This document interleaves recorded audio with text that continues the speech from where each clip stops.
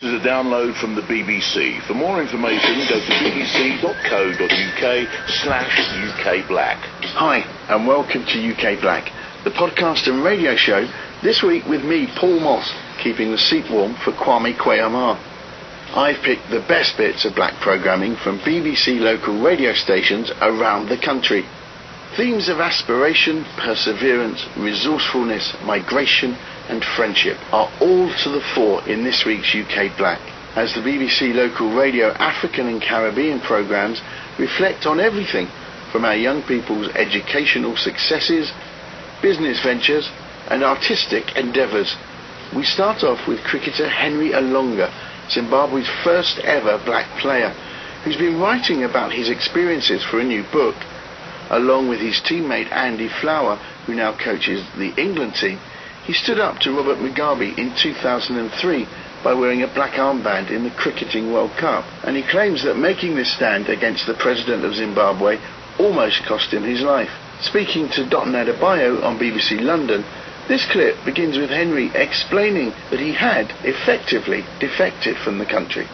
Well, in a sense, yes. I mean, a lot of people perceive me to be a sellout or, called all sorts of horrible names. But ultimately, if you read this statement, what we were standing up against was, the oppression of a lot of people, white and black, hate speech in the media against various minority groups, human rights abuses that go way back into the sort of early 80s, where thousands of people lost their lives in an era called the Gukura Hindra era. And you can do your research and find that on the internet. But for me, it was a growing realization over a number of years. I for a long time had admired Robert Mugabe throughout my schooling and going through the ranks as a cricketer.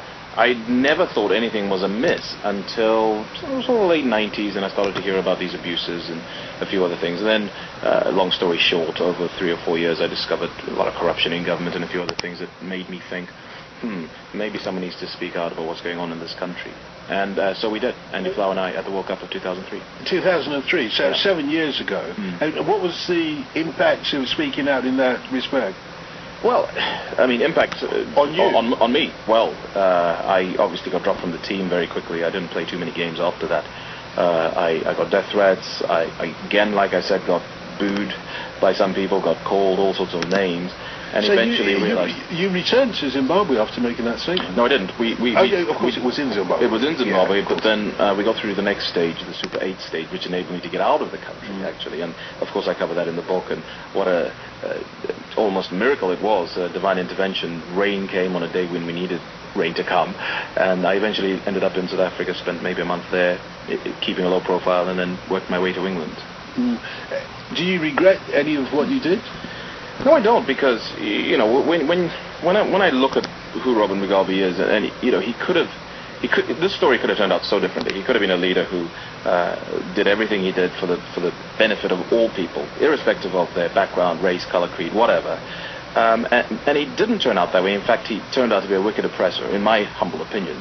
So speaking out against someone who's oppressing his own people, in my eyes, is something I should have done, and I would do it again. BBC London's Dotun Adebayo there, speaking to Henry Olonga about his book Blood, Sweat and Treason, and we'll be returning to this fascinating interview later on in the programme as Henry explains what he believes lies behind Mugabe's support in Africa. This is a download from the BBC. For more information, go to bbc.co.uk/UK Black. We now turn to education.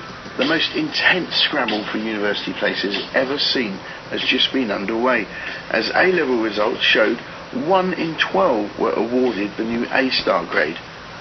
Now, despite a record number of passes and the new top grade, up to 200,000 applicants are likely to be disappointed and miss out on university places amid unprecedented competition for degrees. Education, education, education. Every child with Caribbean or African parents will have this drummed into them. But with ever more students chasing far fewer places, is it all worth it? Or what other options are there? This special report for UK Black explored the issue. The sense of privilege, of effortless superiority is contagious at Oxford. In the old days, getting into university appeared to be so much easier. You worked hard at your A-levels, and if you achieved your predicted results, you could go on to study for a degree. But now the government's warning that record numbers of students can expect to be turned away, with competition for university places fiercer than ever. Sarah White is an African Caribbean graduate. I think it's very up in the air and uncertain. No one really knows whether they'll be able to get a job at the end of their degree, whether they're even going to get into uni by the grades that they've got. So especially if you're at at A-levels now and you're working very hard trying to get those grades, and then even if you've got those grades you can't get into uni, it is quite disheartening. There's been a 12% rise in applications since last year, but why? Population growth resulting in more young people means that this year is at an all-time high. School grades are improving, so the proportion of young people wanting to apply for university has increased, and more mature students are applying because of the economic downturn means there are fewer jobs. Then add to that a reduction in university places, as the government has put a strict cap on student numbers, with penalties for universities who over-recruit. It's a toxic mix, and one which could greatly impact on black students. Jeremy Crook is the director of BTEG, an organisation committed to ensuring fair outcomes for BME communities in education, work and training. Well, I certainly want to see young people go into higher education, but at the same time I want them to be in universities and on degrees that actually lead to useful jobs and with careers and good prospects. We have too many young people between the age of 18 and 24 that are not in work at the moment, and I'm concerned that if we have too many of our young people on courses which do not lead to jobs, then that's going to be a real long-term problem. This emphasis on choosing the right course is a factor that Jeremy Crook believes is crucial for black students and their parents to fully understand, as it could make all the difference to getting a job in the long run. Yes, the facts are that if you have a degree, you are likely to earn £100,000 during the course of your career, more than someone who doesn't have a degree. So that's a fact, but that doesn't often take into account the race dynamic, which means it's going to be much harder to get a job anyway if you are black than if you're white. James Turner, who works for the Sutton Trust, a campaigning organisation, holds a similar view. It's quite concerning because university is still probably the surest route to social mobility in terms of the opportunities it opens up. I think that's particularly the case for disadvantaged young people, and particularly the case if they're lucky enough to get into a sort of leading university and all the job prospects and higher earnings that that entails. Dawn Butler is the former MP for Brent South and was until the recent election Minister for Youth. She feels the blame for this year's situation lays firmly at the door of the new coalition government. You'll hear lots of talk now to whether the government was right to encourage 50% of young people to go to university. Now, the reason why that first came in was because young people from working class backgrounds were not going to university, and so were driven further and further down the job market. Now this government is capping the number of places, university places. They're actually capping the ambitions of young people. But with only 100 days into the coalition administration, Jeremy Crook says he's prepared to reserve judgment. As far as I'm concerned, they are making clear they want to tackle social mobility, and within that must impact on black working class communities. If it doesn't, then as far as I'm concerned, it's a failure. But the policies are just now starting to come out and develop, so I'll reserve judgment on how effective they are until I see some results 2-3 years down the road. And it's not just confined to universities either. There was news this week that the telecoms group BT had nearly 24,000 applications for 221 of its highly prized apprenticeships, more than the total applications to Oxford University. So I asked Jeremy Crook what advice he would give to any young black person looking for a job now to put themselves ahead of the pack. I think at all levels we need our young people to be equipped for jobs and to understand how they compete effectively for jobs, and that means having the right understanding about communication, teamwork, commitment, reliability. They need to know what they need to develop within themselves to be attractive to employers. And so for me, it's across the board, whether whatever level you are, you need to appreciate how to sell yourself to an employer and understand what the employer is looking for. Jeremy Crook ending that report by Helen Bart. And while the future is bright for many of our young people, for many of the Windrush generation, that option of university or any other form of higher education just wasn't available. Our parents and grandparents toiled to offer that opportunity to the next generation. In fact, my great auntie Eileen often tells me the story of how an entire clan of the family clubbed together, bought and worked on a sugar mill just to send some of the next generation to further schooling. This ethos was echoed in an interview broadcast on BBC Radio Northampton this week. Retired pensioner Basil Franklin Graham has lived and worked in the city for over 50 years. It's a far cry from Jamaica, where Basil was born and raised and worked as a fisherman. But one day, whilst reminiscing on his boyhood memories, he decided to see if he could recreate the style of fishing nets that he used to make as a boy. So he sent to Jamaica for the materials and started to recreate his memories. Mark Dean from the Inspirations programme went along to see Basil at his craft. I never went to a school to do it. No. I did have a set of friends that, you know, we are thrown together. That there are people who have big net. When you talk about big net, I mean net your jaw. Big net. You were self-employed then back then, obviously. Yes, I never worked for anybody back home. But when I was young, 19, 20, 21, I never worked for anybody. I do my own thing. I make the net here. Even the fish pot, which they take and catch fish, I make it. I buy the wire. You have to buy the mesh wire. And I buy it and I cut my one part out and make them. And so the journey begins. Mark Dean in conversation with Basil Franklin Graham, and you can hear the interview in full on Mark's Inspiration programme every Sunday between 4 and 6 p.m. on BBC Radio Northampton. You're listening to the BBC's UK Black Podcast. One subject we feature regularly on the UK Black Podcast is that of sickle cell.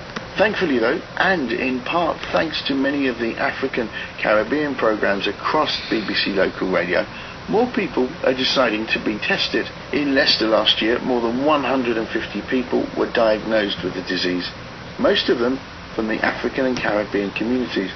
Those with the condition are at risk of developing heart and kidney problems, and in children it can even lead to a stroke. Dr. Nicholas Peat is a GP registrar who joined Dornby on BBC Leicester's Caribbean Connection. Well, sickle cell disease is actually a genetic disorder, and it is a disorder which affects mainly Afro-Caribbean people. It is characterized by cells which are not structurally suitable enough to oxygenate the blood and get blood around, get oxygen around to the tissues and the fingers and the feet and the essential organs well enough. Basically, it is inherited, one faulty gene from each parent, and if you happen to get two of those faulty genes, one from mum and one from dad, then unfortunately individuals will develop the symptoms of sickle cell disease.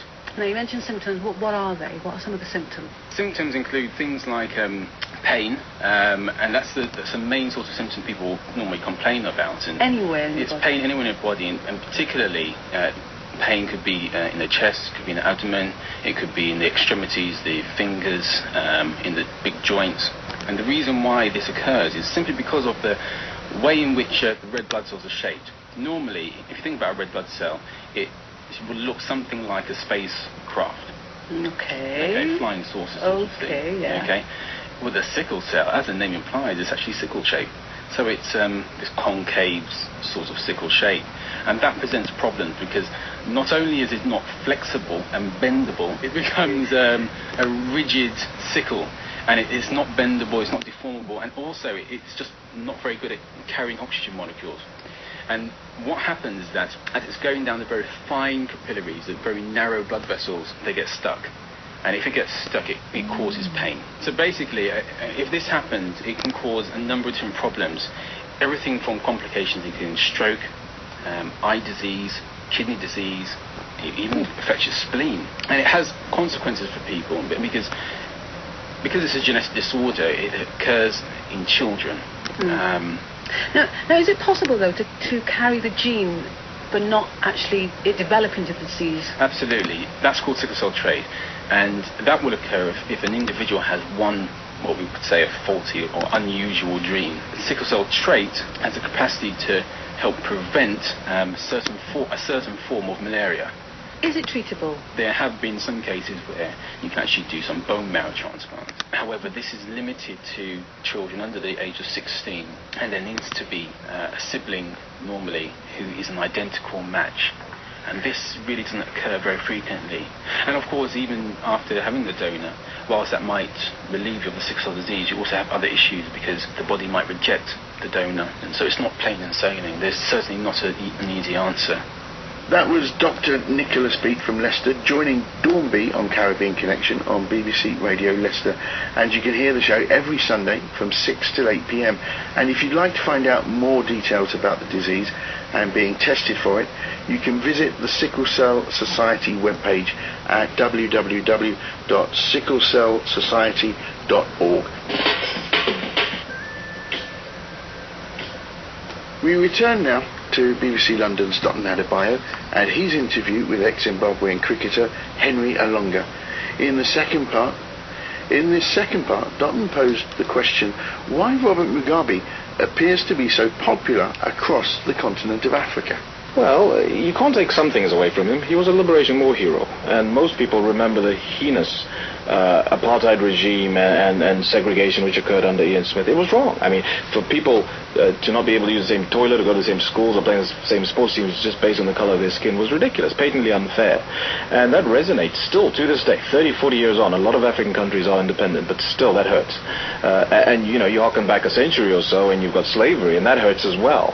So anytime the West is pitted against African nations, those emotions, you know, on emotive issues like... Even when you have a despot in the way you're describing him. I mean, even when you have a despot who, in your view, is responsible, if you like, for the kind of heinous crimes that you've outlined. The more evil target is the West. I mean, many people see through the hypocrisy of the West. I mean, it does exist. And a lot of people are still angry. Many people will never forgive. And so ultimately, Robert Mugabe will always be a hero. They will always see the West as the greater evil, if you will, than someone like Robert Mugabe, all the other dictators in Africa. What's happened to you since coming here? Well, I left Zimbabwe, of course, came here in 2003, have settled here. I'm married. We're expecting our first child in Congratulations. December. Thank you very much. Yeah. And now the hard work begins. You know, no, I know. Have you got kids? Of course. Okay. Well, my advice is get your sleep in now. Get your sleep in now. You're going to need it. Yeah. Well, I've moved into other areas. Of course, I've done the music. A few years ago, I released an album. Working on a second. An album? Did the book. I didn't know that. I know you love your music. Yeah, I do love my music. Love reggae. You know? Yeah. Well, where's the album coming? No, the album's out. I released it in 2006. But of course, I'm just a former cricketer. Most people are cynical, so they're not interested in it. But it's out there. And then I've got another one. And you're singing? You're performing music? Or what? Playing instruments or? I'm a singer, vocalist, tenor. I do all sorts of styles. I'm mainly known by a lot of people for doing opera, which is just odd. You know, a black guy doing opera just doesn't fit in most people's worldviews. Just a Zimbabwean cricketer doing opera is a bit that we find unusual.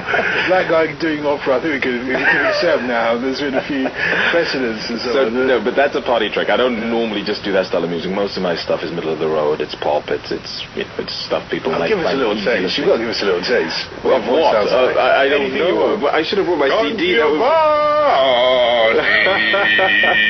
Now you do it properly, I'm sure. Okay, I'll do the opera because most people might be bemused by it. Yeah. There's this thing called Nessun Dorma, which I sing. You know, it's the World Cup. Famous, yeah. Nessun dorma, nessun dorma. Tu pure, o principessa, nella tua fredda stanza. I heard this on Dotton's show on London 94.9 FM on Sunday between 8 and 10 p.m. It was an incredibly moving and informative discussion, and you can hear it again by going to bbc.co.uk/London and use the Listen Again feature. Now, for 50 years, the University Singers has distinguished itself as one of the leading choral groups in the Caribbean, widely noted for its versatility, spanning a varied number of musical genres, including classical, American Negro spirituals, jazz, Caribbean and folk, and gospel, just to name a few. The group's on a tour of the UK and enjoying an immense success, as they explained to BBC Radio Berkshire's Louise Chandler.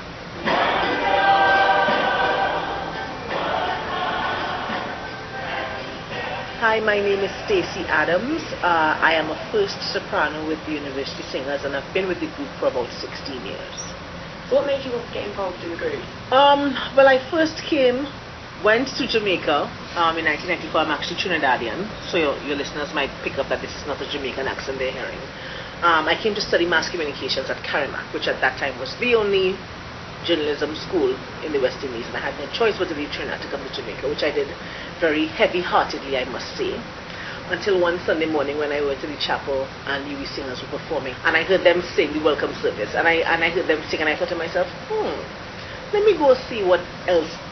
Their performance piqued my interest enough to make me want to go and go to the auditions which were announced at that service.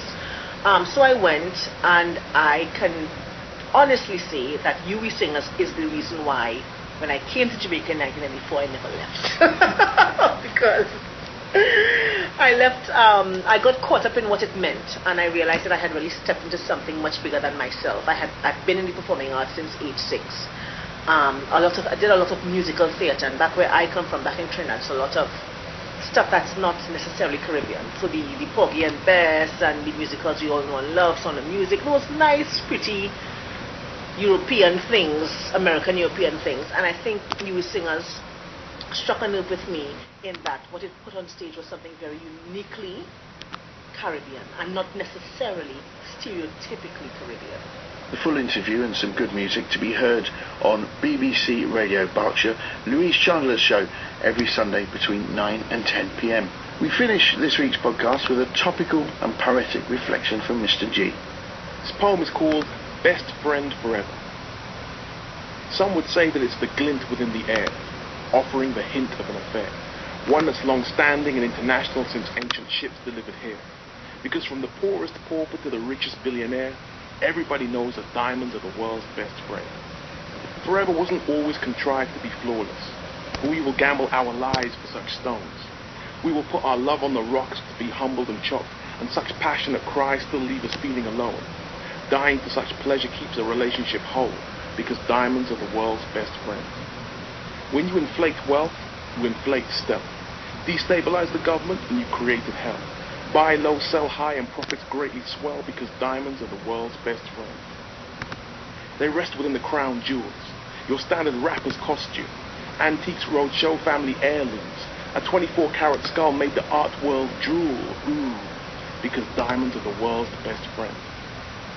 They funded wars. They've settled scores. They've won the hearts of fair maidens and maintained the masks of fair whores who will seal the fate of nations behind closed doors, because diamonds are the world's best friend. But what about the blood stains in our coffee, or the strain that it took to make our tea? What about the history of pain that still remains behind every commodity? And all this fuss for some simple bling-bling jewelry? Why? Because diamonds are the world's best friend. Mr. G, ending this week's UK Black podcast. I hope you've enjoyed listening. I've really enjoyed doing it. Please stay in touch. All details can be found at the BBC UK Black homepage, bbc.co.uk. This is a download from the BBC. For more information, go to bbc.co.uk/UK Black.